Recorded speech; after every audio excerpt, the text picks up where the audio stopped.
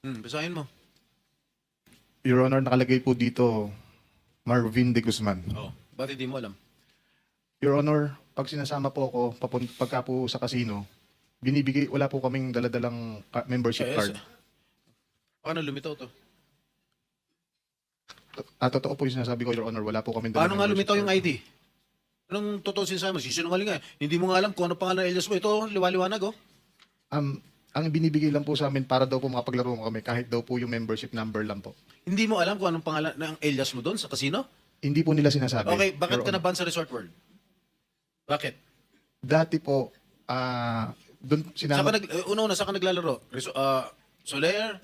Okada? Resort World? Anong pang mga casino pinaglalaroan mo? Okada, hindi po kami nakarating doon. Saan? Soler? Soler po. Magkano pinatalo mo dyan? Your Honor, hindi po ako naglaro ng pera ko dito. Ano? Kanino pera? Pera gobyerno? Hindi po, pera po ng boss ko. Sino boss mo? Si D. Henry Alcantara po. Totoo ba yun? Hindi po, Your Honor. Bakit ko naman po kung pera ko po yung bakit ko po pahiram sa kanya, pagagamit ko po sa kanya? Oo nga naman. Alam mo, give me a good reason why I should not cite you in contempt. Mr. Chair, dalawa na sila, pati si Alcantara, dahil sinungaling din eh. Pareho sila. Okay, give me a good reason. Because if your reason is unacceptable to all of us here present, we will be forced to cite you in contempt. Your Honor, okay lang po bang magkwento ako para medyo maliwanag po? Nung dati po kasi, mga 2023, ako po, pag sinasama po ako ni Boss Henry, si Engineer JP Mendoza, si Engineer RJ Domasic, saka Engineer Justin Nuevo, pagka po pumupunta kami noon sa Resorts World, nananalo po kami.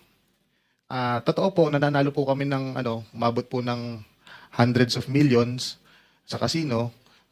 Pero, nung kaya po kami naban, Para hindi tayo magtagal, ang tinatanong kasi sa iyo ni Senator Jinggoy, bakit ka nagkaroon ng isang ID na ang pangalan ay De Guzman Marvin Santos? Ito ay inisyu sa iyo ng LTO. Paano mangyayari yon? wala po kung ganyang ID, Your Honor. Basta pumunta lang po kami, sinama lang Ito po nga kami yung ni Boss. ID mo inisyu ng LTO. Sa LTO law, criminal pa ito Hawak namin yung certification ng Okada, ang registered name mo ron, membership mo, Marvin Santos de Guzman.